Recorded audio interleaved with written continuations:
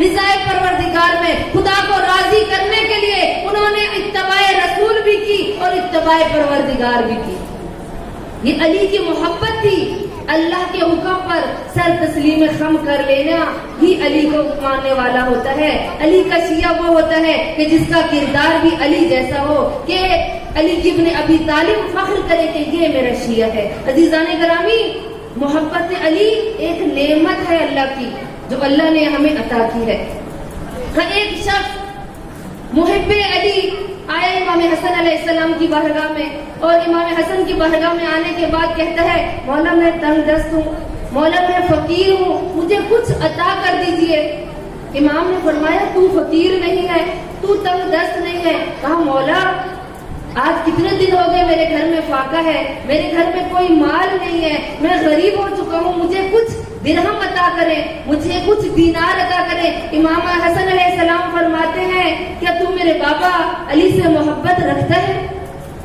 کہا مولا. فوراً چونکی, کہا مولا میں آپ کے بابا علی سے محبت رکھتا ہوں. کہا کیا 1000 درہم میں تمہیں دیتا ہوں, کیا میرے بابا کی محبت کو فروخت کرو گے؟ کہا نہیں مولا. مولا نے فرمایا 2000 درہم دیتا ہوں. کہا نہیں. پھر امام حسن علیہ السلام فرماتے ہیں اے فقیر تو کیسے کہہ رہا ہے کہ میں فقیر ہوں؟ اے بندہ مومن تو کیسے کہہ رہا ہے کہ میں فقیر ہوں؟ میرے پاس مال نہیں ہے. جس کے پاس میرے بابا کی محبت جیسی نعمت ہو کبھی وہ فقیر ہو ہی نہیں سکتا.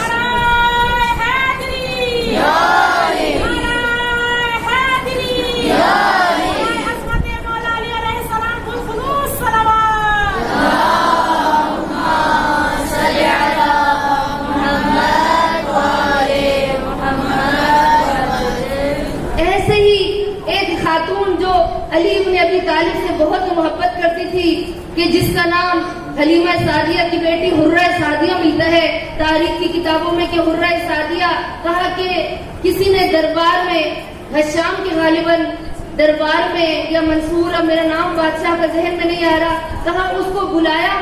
کہا کسی نے بادشاہ کے دربار میں شکایت لگائی کہ حرہ سعدیہ علی ابن ابی طالب کو حضرت آدم سے بھی افضل قرار دیتی ہے, حضرت موسیٰ سے بھی افضل قرار دیتی ہے, جناب نوح سے بھی افضل قرار دیتی ہے, جناب عیسیٰ سے بھی افضل قرار دیتی ہے. فوراً پکڑ کے لایا گیا بادشاہ وقت کے دربار میں, حرہ سعدیہ کو گرفتار کر کے لائے گا. کہا بتاؤ کس طرح سے تو کہتی ہے کہ آدم سے بھی علی افضل ہے, نوح سے بھی افضل ہے, موسیٰ سے بھی افضل ہے, عیسیٰ سے بھی افضل ہے. حرہ سعدیہ سے کہا کوئی ہمارے پاس دلیل ہے تو دلیل پیش کرو. حرہ سعدیہ نے مسکرا کر آئی اپنے اس حاکم وقت کے پاس. کہا میں نے یہ دعویٰ کیا ہے کہ علی افضل ہے آدم سے, علی افضل ہے عیسیٰ سے, علی افضل ہے موسیٰ سے, علی افضل ہے نوح سے. کہا کہ اچھا دعویٰ تو کر رہی ہو, ذرا دعوے کو ثابت کر کے بھی دکھاؤ. حرہ سعدیہ حلیمہ سعدیہ کی دختر آئی اور آنے کے بعد کہا میں آدم سے اس لیے علی کو افضل قرار دیتی ہوں کہ آدم کے 2 بیٹے تھے, آدم کے 2 بیٹے تھے حابیل اور قابیل, ایک قاتل بن گیا اور ایک مقتول بن گیا, اور میرے علی ابن ابی طالب کے میرے مولا کے 2 بیٹے تھے حسن و حسین, کہ اللہ نے ان دونوں کو جوانان جنت کا سردار بنایا تھا. پھر کہا اچھا یہ دلیل تمہاری ہے تو بتاؤ کس طرح سے کہ تم جناب عیسیٰ سے علی کو افضل قرار دیتی ہو. کہا میں عیسیٰ سے علی کو افضل قرار دیتی ہوں. کہا عیسیٰ کی جب ولادت کا وقت آیا, جناب مریم بیت المقدس میں رہتی تھی, اللہ کے خوان کھاتی تھی, اللہ کے گھر میں خدا کی عبادت کرتی تھی, لیکن عیسیٰ کی ولادت کا وقت آیا تو اللہ تعالیٰ نے فرمایا کہ اے مریم میرے گھر سے نکل جاؤ, یہ عبادت کی جگہ ہے, یہ زجا خانہ نہیں ہے, یہ عبادت خانہ ہے. اور جب علی ابن ابی طالب کی ولادت کا وقت آیا تو اللہ تعالیٰ نے فاطمہ بنت اسد سے مخاطب ہو کر کہا تھا اے فاطمہ بنت اسد میرے گھر میں آ جاؤ, میں چاہتا ہوں اس مولود کی ولادت کعبہ میں ہو جائے. اور جیسے ہی بیت اللہ کے قریب آئی فاطمہ بنت اسد تو شاعر نے قلم کو اٹھایا اور کہا ویران پڑا ہوں برسوں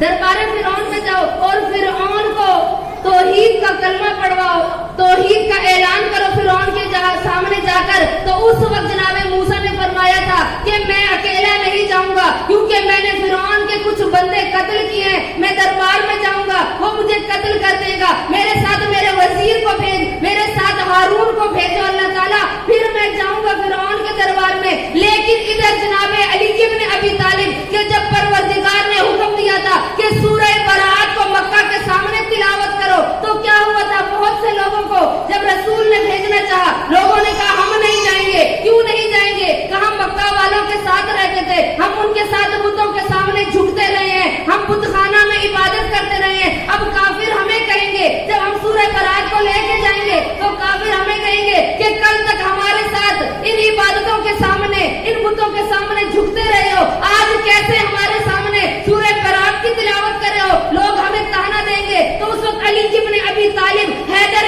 करार, रसूल का जानशीन, रसूल का वसी, अकेले सूरह बरात को लेकर मक्का वालों के सामने तिलावत करने चले गए थे। इसलिए मूसा से मैं अली को अफजल करार देती हूँ, इसलिए मैं मूसा से अली को अफजल करार देती हूँ। अच्छा, फिर कहा बता कि जनाब मूसा अफजल किस तरह से करार देती है? कि जब जनाब नूह 900 साल तबलीग करते रहे, आखिर कोई भी मुसलमान नहीं हुआ, कोई भी जनाब नूह पर ईमान नहीं ले आया, तो आखिर तंग आकर जनाब नूह ने अपनी कौम की बद्दुआ के लिए हाथों को बुलंद कर दिया था और कहा था कि या बारिहा लैसा मिन अहलिकिन में से कोई भी अहल नहीं है कि जो तेरी इबादत करे, कि जो तेरा तौहीद का कलमा पढ़े। लेकिन अली इब्न अबी तालिब को क्या है, अल्लाह ताला ने ऐसी औलाद अता कर दी थी कि जो तमाम दुनिया वालों के लिए शाम कयामत तक के लिए एक हिदायत का सरचश्मा बन गई थी, जो सफीना नूह को मिसाल दी का सफीनतुन निजात है अहले बैत, और अली की औलाद को अल्लाह ने सफीनतुन निजात करार दे दिया है। और जब तमाम दलीलें पेश की, हुर्रे सादिया ने, हाकिम वक्त खामोश हो गया और कहा कि ये दलीलें तूने बहुत अच्छी दलीलें दी है। इसीलिए कहा कि जब इमाम अली अलैहिस्सलाम को जरबत लगी थी तो सासा बिन सुहान ने यही बातें इमाम अली अलैहिस्सलाम से सुनी थी और कहा था मौला, हमेशा आपकी फजीलत रसूल की जबान से सुनी है, आपके सहाबा से सुनी है, आज मैं आपके फजाइल आपकी जबान से सुनना चाहते हूँ। तो अजीजान गिरामी, यही फजाइल मेरे मौला ने शब जरबत की रात को सासा बिन सुहान को सुनाए थे। और फिर देखिए कि अली इब्न अबी तालिब एक ऐसी हस्ती है कि जो अपने चाहने वालों से बहुत मोहब्बत करते हैं कि अल्लाह ताला ने इतने नबी बनाए, नहीं कहा कि इनके चेहरे की तरफ देखना इबादत है, नहीं कहा कि इनका जिक्र करना इबादत है, नहीं कहा कि इनसे मोहब्बत रखना भी इबादत है। लेकिन अली इब्न अबी तालिब के लिए अल्लाह ने क्या कहा?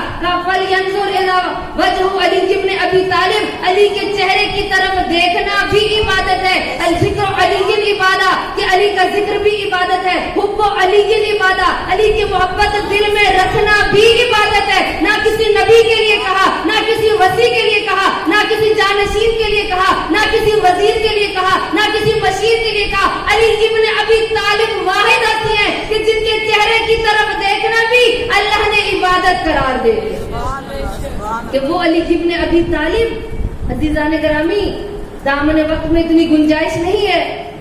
अली के फजाइल तो इतने फजाइल हैं कि अगर मैं बयान करना शुरू करूं तो शायद शाम कयामत का सितारा नमूदार हो जाए, लेकिन अली के फजाइल खत्म नहीं हो सकते। क्यों? क्योंकि हदीस पैगंबर है, कहा कि तमाम समंदरों का पानी अगर स्याही बन जाए और तमाम दुनिया के दरख्त अगर कलम बन जाए और लिखने वाले जिन्नों इंसों, लिखने वाले खुदा के मलाइका हो, लिखना अली के फजाइल शुरू कर दे, तो कहा कि शाम कयामत का सितारा तो नमूदार हो सकता है, लेकिन अली के फजाइल नहीं लिख सकते। तो मैं तो एक बंदे गुनाहगार हूँ कि जो चंद सातों में, एक घंटे में अली के क्या फजाइल बयान कर सकती हूँ। तो मोमिनात, अली के फजाइल के साथ साथ अली की तन्हाई को देखें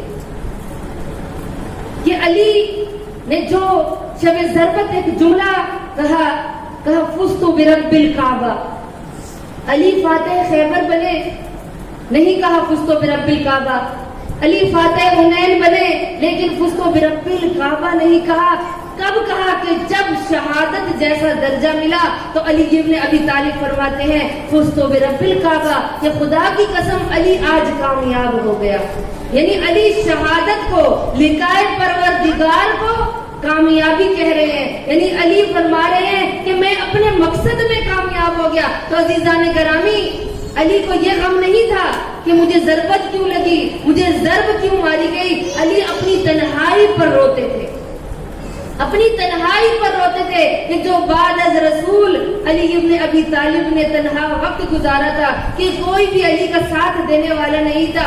چند اصحاب تھے علی کے کہ جو علی کا ساتھ دیتے تھے. تو مومنات اگر ہم نے علی کا شیعہ بننا ہے تو ہمیں میثم تمار بننا ہوگا, ہمیں حجر بن عدی بننا ہوگا, ہمیں بلال بننا ہوگا, ہم نے ابو ذر بننا ہوگا. علی کا شیعہ زبان سے کہہ دینا کافی نہیں. جب تک علی ہمارے اندر نفوذ نہیں کر جاتے, جب تک ہمارا کردار علی جیسا کردار نہ ہو جائے, اس وقت تک علی کا دعویٰ کرنا کہ ہم علی کے شیعہ ہیں تو کافی نہیں ہے. مومنات کہ خود علی ابن ابی طالب منع کرتے تھے کہ کوئی میری محبت کا دعویٰ نہ کرے, کوئی نہ کہے کہ میں علی کا شیعہ ہوں. علی کا شیعہ ایسا ہوتا ہے جو متقی اور پرہیزگار ہوتا ہے. تو عزیزان گرامی کہا ایک ایسے ہی چاہنے والی تھی بصرہ میں, دو میاں بیوی تھے کہ جو علی سے بہت زیادہ محبت رکھتے تھے.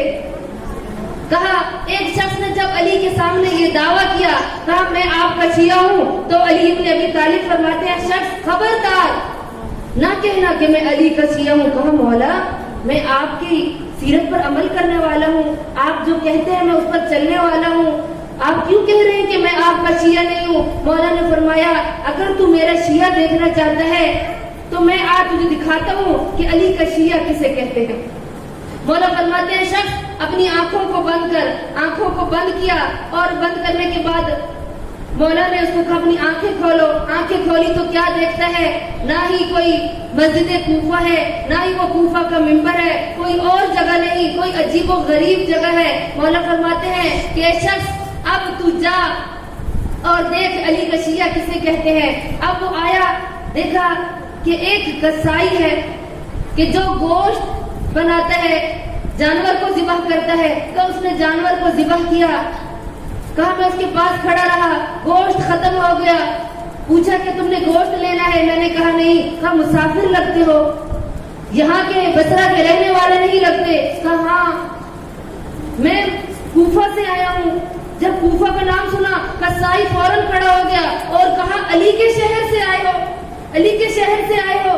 فوراً کھڑا ہوا, اس کو سلام کیا. کہا آج میرے گھر میں تم کھانا کھا لو.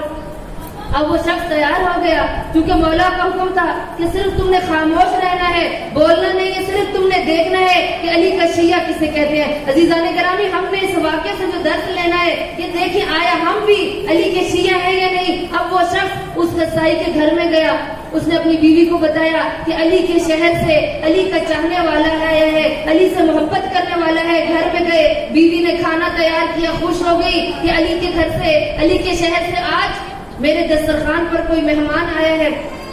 فوراً کھانا بنانے میں مصروف ہو گئی تو دروازے پر دستک ہوئی.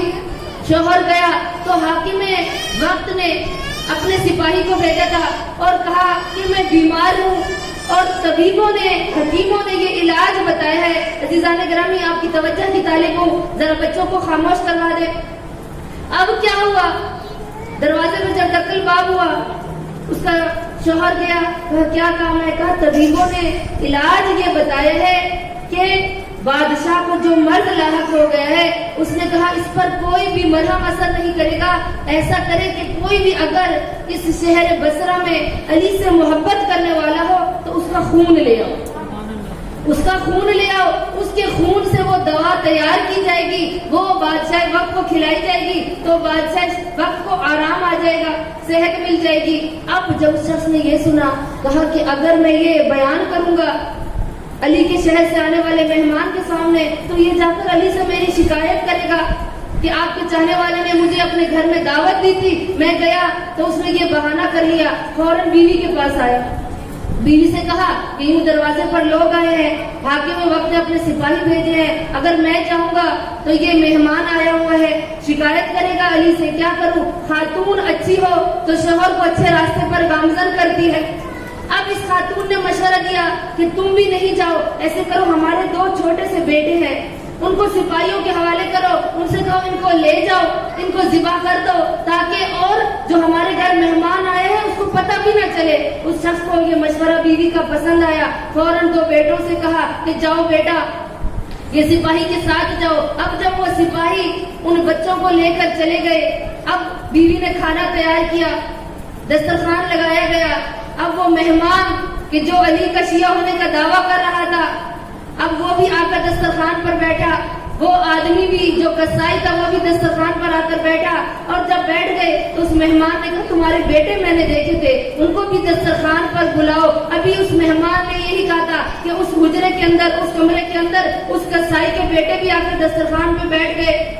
اب وہ قصائی پریشان ہوا کہ شاید چھوٹے بچے ہیں، بھاگ کر آ گئے ہیں، سپاہیوں سے بھاگ کر آ گئے ہیں، اب یہ مہمان دیکھے گا ایسا نہ ہو تھوڑی دیر پر دوبارہ سپاہی ان کو پکڑنے کے لیے آ جائے تو پھر کیا ہوگا، ایسے تو میری بے عزتی ہوگی، یہ مہمان علی سے جا کر میری شکایت کرے گا۔ فوراً بیٹوں سے کہا تم کیوں واپس آ گئے ہو؟ بیٹوں کو فوراً وہ شخص جو قصائی تھا وہ باہر لے کے جانا چاہا تو اس مہمان نے کہا کہ ادھر ہی بیٹھو، انہی بچوں سے سنتے ہیں کہ یہ کس طرح سے واپس آ گئے، آپ تو کہہ رہے ہیں کہ یہ گھر میں نہیں ہے، یہ تو بچے گھر میں موجود تھے۔ اب کیا ہوا، قصائی خاموش ہو گیا۔ اب جو مہمان جس نے علی کے شیعہ ہونے کا دعویٰ کیا تھا اس نے کہا بتاؤ بیٹا کس طرح سے آ گئے ہو؟ تو بیٹوں نے کہا کہ جب ہمیں یہاں سے سپاہی پکڑ کر لے گئے تھے اور ہمیں جب ذبح کرنا چاہا تو کہا ایک شخص آیا کہ جس کے چہرے پہ نور ٹپک رہا تھا، جیسے نور کی عماری ہو اس کی، اور اس کے چہرے سے نور نمودار ہو رہا تھا۔ فوراً اس سپاہی کے پاس آیا اور کہا کتنے تمہیں درہم چاہیے، ان بچوں کو میرے ہاتھوں میں فروخت کر دو۔ کہا اس نے اس سپاہیوں سے ہمیں خرید لیا، اور خریدنے کے بعد ہم نے کہا کون ہے کہ جو اس مشکل کے عالم میں ہمیں بچانے والا ہے؟ کہا کہ میں وہی ہستی ہوں کہ جن کی محبت میں آ کر تمہارے بابا نے سپاہیوں کے پاس بھیجا ہے۔ کہا آپ کون ہے؟ کہا بس میں نے تمہیں اشارہ کر دیا۔ کہا بچے کہتے ہمیں یہ بات کہہ کر وہ شخص غائب ہو گیا، اور اس نے کہا کہ میں تمہیں گھر بھی پہنچا دوں گا، وہی ہمیں دروازے پر چھوڑ کر گئے ہیں۔ فوراً اس قصائی کی آنکھوں میں بھی آنسو آ گئے، اور وہ جو علی کے شیعہ ہونے کا دعویٰ کر رہا تھا اس کی آنکھوں میں بھی آنسو آ گئے، اور کہا واقعاً اے علی ابن ابی طالب آپ نے سچ کہا تھا کہ علی کا شیعہ ہو تو ایسا ہو کہ علی سے محبت کرنے والے سے بھی محبت کرتا ہے۔ نعرہ حیدری یا علی حیدری یا علی اللہم صل علی محمد وآل محمد۔ تو عزیزان گرامی، ممبر سے یہی میسج ہے میرا کہ ہمیں سمجھنا ہے کہ علی کی محبت ہے کیا، علی کے شیعہ کسے کہتے ہیں، کہ جو علی کے چاہنے والوں سے بھی محبت کرتا ہے، جو علی کے شہر سے آنے والے سے اتنی محبت کرتا ہوگا تو سوچے کہ جو علی کا شیعہ ہو تو وہ کیسا شیعہ ہوگا۔ اس واقعے سے ہمیں درس یہ ملتا ہے کہ علی کی محبت ہمارے کردار سے ظاہر ہونی چاہیے، ہماری زبان سے ظاہر نہ ہو۔ عزیزان گرامی، کہ علی وہ ہستی تھے کہ جو یتیموں کا سہارا تھے، علی وہ تھے جو فقیروں کا سہارا تھے۔ کہا کہ جب کوفہ میں کوئی شخص کہتا تھا نا، کوئی بچہ کہ میں یتیم ہوں، تو علی بن ابی طالب ان یتیموں کے پاس آ کر کہتے تھے کبھی یہ نہ کہنا کہ ہم یتیم ہیں، جب تم سے کوئی پوچھے تمہارا بابا کہاں ہے، تمہارے بابا کا نام کیا ہے، تو فوراً کہنا ہمارے بابا علی المرتضیٰ ہے، علی المرتضیٰ ہے۔ کہا اسی لیے کہ جب شب ضربت میرے مولا کو ضرب لگی نا عزیزان گرامی، اور طبیب نے آ کر علاج بتایا اور کہا علی کا علاج ہو سکتا ہے تو صرف اسی سے کہ علی کو جتنا ہو سکے دودھ پلایا جائے، تو اس لیے کہا پورا کوفہ میں کوہرام پپا تھا۔ جب علی کو ضربت لگی کہا بعد از رسول اتنا شور ہوگا کسی نے نہیں دیکھا تھا۔ جو کوفہ میں جب علی کو ضربت لگی پورا کوفہ شور و غل میں رونے میں گریا و بکا کر رہا تھا، وہ علیہ کے نعرے بلند کر رہا تھا۔ کہا یتیموں نے اپنے اپنے پیالوں کو اٹھایا اور علی کی گھر کی طرف آ رہے تھے، ہر ہاتھ کے اندر دودھ کا پیالہ تھا۔ ایک عیسائی لڑکی جس کا نام ماریا ہے، وہ کہتی ہے کہ میں عیسیٰ کو چاہنے والی تھی، کہ عیسیٰ جو میرے بابا کے بعد ہماری دیکھ بھال کرتے تھے۔ کہا ایک دن میری ماں مجھے کہتی ہے کہ آج گھر میں کچھ کھانے کے لیے نہیں ہے. وہ ماریا کہتی ہے میں نے کہا کہ میں عیسیٰ سے ناراض ہوں کہ آج 3 دن سے ہمارے گھر میں غربت ہے, فاقہ ہے. عیسیٰ ہمارے مولا تھے, انہوں نے ہماری مدد نہیں کی. وہ بچی ماریا اپنے شوہر کو یہ واقعہ سناتی ہے اور کہا کہ میں نے جب یہ کہا, میری ماں نے گود میں مجھے لوری دی اور لوری دینے کے بعد کہا کہ عیسیٰ وہ مولا ہے, عیسیٰ ہمارے وہ نبی ہیں کہ جب وہ چاہتے تھے تو اللہ نے ایک دن ان کے لیے آسمان سے نان اور مچھلی کو نازل کیا تھا. میں نے کہا جب عیسیٰ کے لیے اللہ نے اتنا نازل کیا تو عیسیٰ تو ہمارے مولا ہے, ہم عیسائیوں کے مولا ہے, تو کیوں عیسیٰ میری مدد کرنے کے لیے نہیں آتا. اتنے میں فوراً دروازے پر دکل باب ہوا. میری ماں دروازے پہ گئی تو دیکھا کہ کچھ گندم کی روٹیاں بنی ہوئی ہیں, کچھ کھانا پڑا ہوا ہے, کچھ خرد نوز اشیاء ہیں. ان چیزوں کو دیکھا, میری ماں اٹھا کے لے گئی اور کہا دیکھا عیسیٰ نے یہ کھانا تمہارے لیے بھیجا ہے. میری ماں کھانا بنانے لگی. وہ شخص جو آیا تھا کھانا لے کر, کہا اس نے سفید لباس پہنا ہوا تھا اور آ کر میرے ساتھ کھیلنے لگا. میری ماں کے ساتھ اس نے روٹی پکوائی, مجھے گندوں پر سوار کیا. 2 دن لگاتار وہ آتا تھا. ایک دن میں نے ان سے سوال کیا کہ آپ کا نام کیا ہے؟ جو میری ماں کہتی ہے کہ آپ ہمارے مولا عیسیٰ ہیں, آپ وہی ہیں. تو کہا کہ نہیں, میں عیسیٰ تو نہیں ہوں, میرا نام ایلیا ہے, میرا نام ایلیا ہے. فوراً نام یاد کر لیا. وہ بچی کہتی ہے کہ روز وہ شخص آتا, ایلیا نام کا شخص آتا اور میری ماں کی مدد بھی کرتا, میرے ساتھ کھیلتا بھی تھا. کہا کہ میں کئی دن سے اس کی عادی ہو گئی کہ کچھ وقت ایسا گزرا کہ 2 دن گزرے, وہ ایلیا نامی شخص نے آنا چھوڑ دیا. کہا 2 دن میں مضطرب رہی. تو پھر ماں سے پوچھا, ماں وہ شخص جو ہمیں روز کھانا دینے کے لیے آتا تھا, آج 2 دن ہو گئے, پھر ہمارے گھر میں فاقہ ہے اور وہ مجھ سے کھیلنے کے لیے بھی نہیں آتا, میں اس ایلیا سے ناراض ہوں. تو میری ماں رونے لگی اور مجھے پیار کر کے کہا میں باہر سے یہ خبر سن کر آئی ہوں کہ وہ ایلیا نامی شخص جو روز ہمارے گھر کھانا لاتا تھا اور تیرے ساتھ کھیلتا تھا, آج 2 دن سے وہ بستر بیماری پر ہے.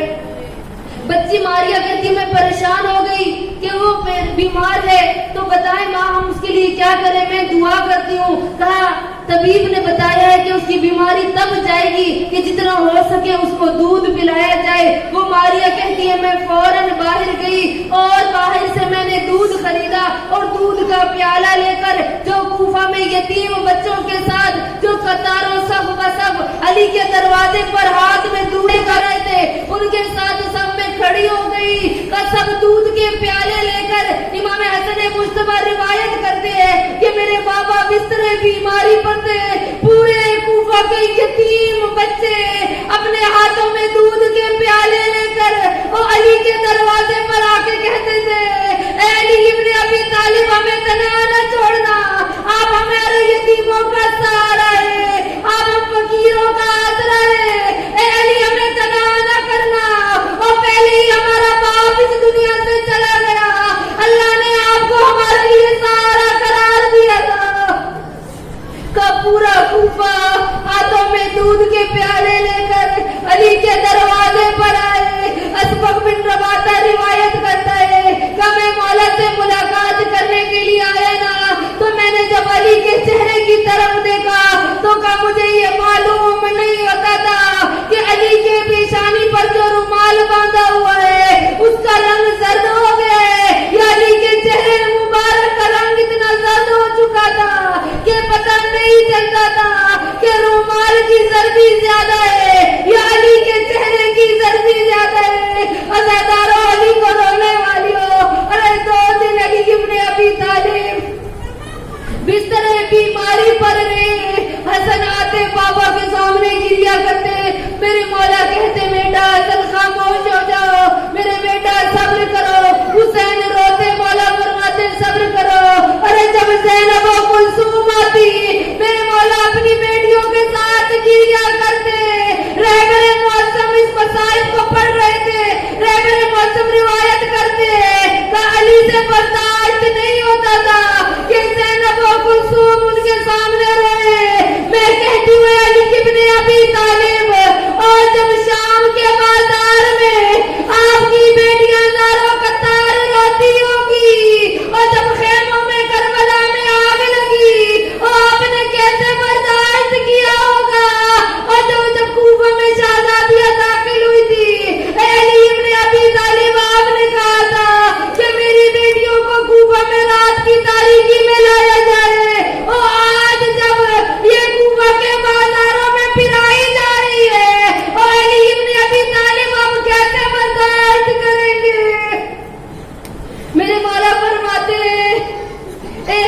آپ دائیں طرف کھڑے ہو جاؤ، حسین آپ بائیں طرف کھڑے ہو جاؤ۔ حسین اب سے کہتے ہیں میری لگتے جگر ذرا اپنے حجرے سے باہر نکل کے ذرا مجھے نکل کر چل کر دکھا دو صحیح۔ ارے زینب نے جب چلنا شروع کیا، ارے جب زینب چلنا شروع کر دیے، علی کا گریہ بڑھ گیا۔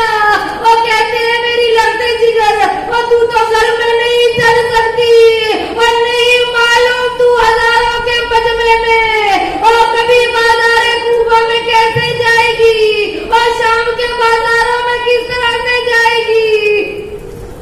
علی ابن ابی طالب نے عزاداروں جب 21 کی رات آئی، میرے مولا نے اپنی اولاد کو وصیتیں کرنا شروع کر دی، اور وصیتیں کرنے کے بعد میرے مولا فرماتے حسن بیٹا مجھے رات کو غسل و کفن دینا، میرے جنازے کو خود لے کر جانا۔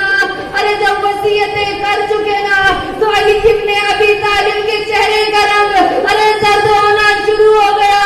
مولا کو پتہ چل گیا کہ اب میں تھوڑی دیر کا مہمان رہ گیا ہوں۔ ارے جب مولا نے رونا شروع کیا نا، بچے کہتے بابا بابا ہمیں اتنا چھوڑ کر نہ جائے، اور پہلے میں ماں زہرا چھوڑ کے چلی گئی اور نانا رسول چھوڑ کر چلے گئے، بابا ہم سے برداشت نہیں ہوگا۔ علی فرماتے اے میرے بیٹو تمہارے نانا بھی مجھے ملے اور مجھے اپنی ملاقات کے لیے پکار رہے ہیں۔ ارے ادھر یہ کہنا تھا کہ علی کی روح کا پروان چڑھ گئی، علی جب علی کی روح پرواز کر گئی نا، سب لوگوں نے کہا انا للہ و انا الیہ راجعون۔ ارے جب کون چلا گیا اس دنیا سے، ارے سہارا کا شور چلا گیا اور رسول کا جانشین اس دنیا سے چلا گیا، اور حسنین کے بابا چلے گئے، یتیموں کا سہارا اس دنیا سے چلا گیا۔ ارے غسل و کفن ہوا، حسنین اپنے بابا کو دفنا کر عزاداروں، اور جب گھر واپس آ رہے تو ایک خرابے سے ایک فقیر کی رونے کی صدا آ رہی تھی۔ حسن فرماتے ہیں میں اس صدا کے پاس گیا، دیکھا ایک نابینا شخص ہے جو زاروں قطار رو رہے۔ میں نے پوچھا بتا تجھے کیا ہوا ہے؟ کہا 3 دن گزر گئے، میرا دوست مجھے کھانا کھلانے کے لیے آتا تھا اور میرے پاؤں بھی دباتا تھا اور مجھے لباس بھی تبدیل کرواتا تھا، آج 3 دن گزر گئے اور میرا دوست نہیں آ رہا۔ ارے حسن فرماتے بتا فقیر اس تیرے دوست کی کوئی علامت ہو تو بتا۔ فقیر نے فوراً کہا ارے اس کا لہجہ میرے سے ملتا تھا اور جو خوشبو تیرے پاس سے آ رہی ہے وہ میرے دوست کے پاس سے آتی تھی، تیرے بولنے کا انداز اسی میرے دوست کی طرح ہے۔ حسن داروں کا تار روئے اور رو کر کہتے ہیں فقیر اور 3 دن سے میرے بابا اس دنیا سے چلے گئے، اور وہ میرا بابا علی المرتضیٰ تھا، اور وہ میرا بابا مشکل کشا تھا، جو فقیروں کا سہارا تھا، جو یتیموں کا آسرا تھا۔